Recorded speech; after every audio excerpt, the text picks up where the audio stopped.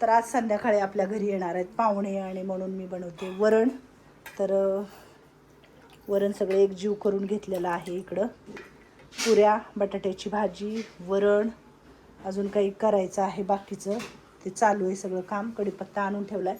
आता रोजच्या रोज कढीपत्ता आणतोय म्हणजे सुकून नको जायला म्हणून. इकडचं सगळं साफसफाई निर्मळ करून ठेवलेलं आहे. राणू इकडं बसलेली आहे कारण राणूला पाहिजे खाऊ. हा कसले डोळे आहेत राणूचे बघितलं का? राणूचा आजकाल मला जरा राग येतोय. 4 पिल्लं झाले होते बघा राणूला. राणूने एक पण पिल्लू नाही ठेवलं आणि कलावती आपली खायला देते आहे का? हा संपलं. बर त्यांच्या खाऊसाठी आलेले आहेत पैसे. तर उद्या दादा आणल खाऊ. हा दर महिन्याला ताई पैसे पाठवतात त्यांच्या खाऊचे.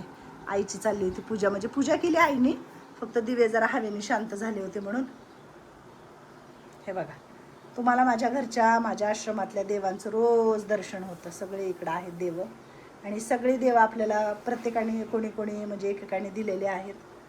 तर खूप छान वाटतं हा एवढाच परिसर आहे ना. हां छान वाटते. मस्त. गणपती तर किती छान द्यायची.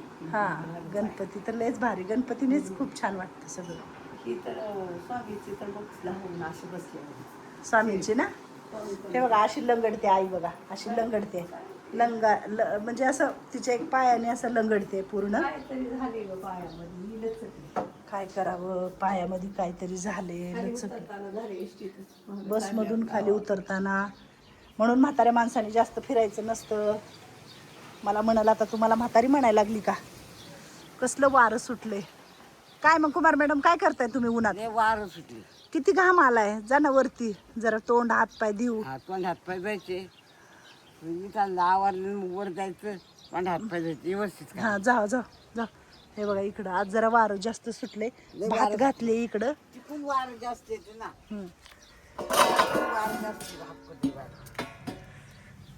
चुलीवर सगळा स्वयंपाक चालू आहे बघा. वरण फक्त मध्ये नेले हो. भात घेऊन जिरा राईस बनवला. बाहेर जातो. हां कुमार मॅडम चालू आहे. गौरीवर भात शिजवायचा म्हटलं, गौरीच घालायची. जरा हे आजोबान पुन्हा आज करून घेतले बघा स्वयंपाक करताना. हे सगळं बांधून घेतले इकडून. बरं केले छान. हे असं बेडशीट इकडे लावलेले. कांदा टमॅटो चिरून ठेवलेला इकडं. मला कढईत आता फोडणी टाकायच्या, बटाटा करायचा. भाताला जरा हलवलंय. सांगितलंय मी आजोबांना आणायला. म्हटलं कागद घेऊन या म्हटलं. हे सगळं काळभोर झाले ना, हे सगळं काढून टाकून. लय काळं झाले ते. आरावर भात शिजणार आहे आता. हे लाकूड विझवून टाकणार आहे कारण नकोच लाकूड. आता फक्त वाफवला पाहिजे भात. आता जाळ घालायचा नाही त्याच्या खाली.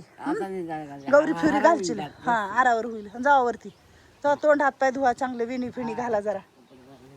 हा सावली आली पार इथपर्यंत. जुलीला आता जेवायचे. लुसूला तिकडं बांधले सावलीला. आज वारं लय सुटलेलं आहे पण आफाट, म्हणून ते तिकडं कपडा लावलेला आहे.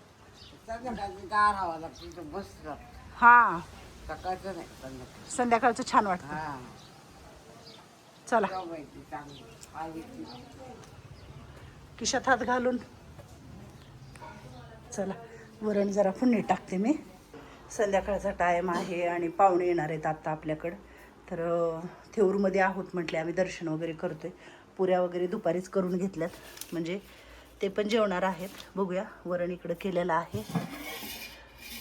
बटाट्याची भाजी वगैरे, भात केला आहे. चुलीवर सगळा स्वयंपाक केलेला आहे. दुपारी आई आहे वरती जेवायला वाढून आली खाली सगळ्यांना. खूप उशीर झाला आहे म्हटलं त्यांना, तुम्ही कधी येणार मग जेवायला कधी वाढणार. आजी लोकांचं 7:30ला जेवण होतं, म्हणजे 8-8:30पर्यंत त्यांनी जेवून हात धुतात. तर आता 8:30 पावणे 9 होत आलेत. मग म्हटलं मी जेवायला वाढते, तुम्ही या. खूप मस्त हवा अशी सुटलेली आहे. आज आहे पौर्णिमा. खूप छान असं चांदणं पडलेलं आहे आणि मस्त वाटते.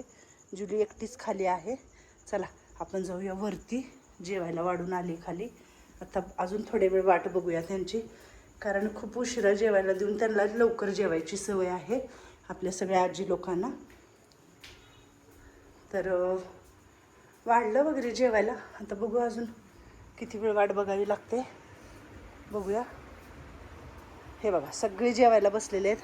काय म्हणताय कुमार मॅडम, गजरा फिजरा लावून व्यवस्थित? छकुलीला काय झालं आज, डोक्याला बांधले? थंडी वाज झाली का? आम्हाला गरम होईलय. अरे देवा, बघा फॅन चालू केलाय वरती. काय करावं? काय म्हणतात वैजंता? बरी आहे का? होय. इकडं काय म्हणतात ही मॅडम? हा, बरी आहे का? बरी. काय आज जेवण काय आहे? हात नाही लावला तू? बर, येईलेत पाहुणे येईलेत. आता लगेच वदनी कवळ घेऊया आणि मग लगेच जेवायला सुरुवात करू. हा, आपल्या रोज वृद्धाश्रमामध्ये आपण वदनी कवळ सकाळी संध्याकाळी घेतो आणि मग ते जेवण करतात, म्हणून ह्यांचं आरोग्य चांगलं आहे. मी परवाच्या एका कार्यक्रमामध्ये ऐकलं, नेहमी जेवताना देवाचं नामचिंतन करावं आणि मग आपल्या मुखामध्ये घास घ्यावा, म्हणजे त्याचं अमृत होतं आपल्या पोटामध्ये गेल्यावर, आपलं जीवन निरोगी होतं.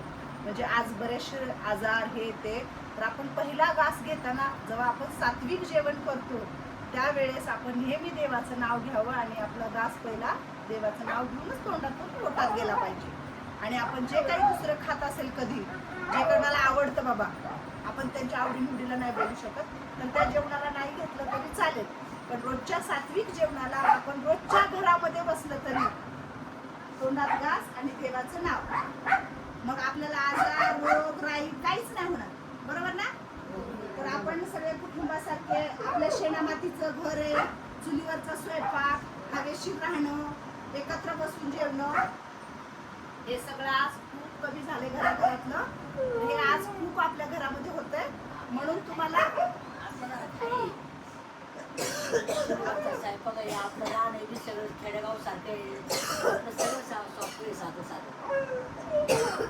माणसाला साधं जगणंच खूप पुढे घेऊन जातं. हे बघ, म्हातारी आजीचं बघ, मुलीचं बघ, त्यांचं आयुष्य खूप साध्या पद्धतीने गेलेलं आहे, म्हणून हे आज एवढे वर्ष जगतायत. म्हणून आपण पण आज तसंच जगतो. तर मी एक छोटासा संदेश दिलेला आहे तुम्हाला. आपण नेहमी चुलीवरचा स्वयंपाक तर आम्ही करतोच, पण खूप छान वाटतं इथं सगळं. एक गोळी असं तर अर्धी गोळी झाल्या काही आजी लोकांची आहे ना, सुंदर आजी मस्त आहे. तर तुम्ही पण असंच मस्त जेवताना देवाचं नामचिंतन घेत जावा. धन्यवाद. तर आजचे पाहुणे आहेत आपले ही, आणि यांनी जेवण दिलेलं आहे दादांनी. तर थोडंसं चिंतामणीच्या मंदिरामध्ये गेल्यामुळं उशीर झालेला आहे, म्हणून आम्ही पटापट वाढायला घेतलं. मी रोहनला आणायला लावले होते गुलाबजामुन, म्हटलं उशीर नको व्हायला ह्यांना. कुणाचा वाढदिवस होता दादा? दाजी खूप खूप वाढदिवसाच्या शुभेच्छा तुम्हाला, आशीर्वाद म्हणावं. तर आजचं शोध वृद्धाश्रमाचं जेवण आपल्याला दाजींनी दाजीच्या वाढदिवसाचं दिलेलं आहे. आणि हे बघा छोटे छोटे चिल्ले पिल्ले पण आलेत आमच्या घरी आज. आणि आता आपण घेऊया वदनी कवळ, आधी उशीर होते खूप. हा, वदनी कवळ घेता नाम घ्या श्रीहरीचे, सहज हवन होते नाम घेता पुकाचे, जीवन करी जीवित्व अन्न हे पूर्ण ब्रह्म, उदर भरण नो हे जाणीते यज्ञ कर्म, जय जय रघुवीर समर्थ हर हर महादेव, अवधूत चिंतन श्री गुरुदेव दत्त. बाळमामाच्या नावाचं आशीर्वाद म्हणा दाजींना, खूप सारा आशीर्वाद आहे तुम्हाला. आशीर्वाद द्या सगळ्यांना आणि तुम्ही जेवायला सुरुवात करा. आशीर्वाद दादा, तुमच्या कुटुंबाला आशीर्वाद, तुमच्या कुटुंबाला आशीर्वाद दादा, तुमच्या कुटुंबाला तुम्हाला. सगळं सहकुटुंब सहपरिवार आपल्या आश्रमात आलेले आहेत आणि सगळेजण आशीर्वाद घेत आहेत आपल्या आजी लोकांचे, छोट्या मोठ्यापासून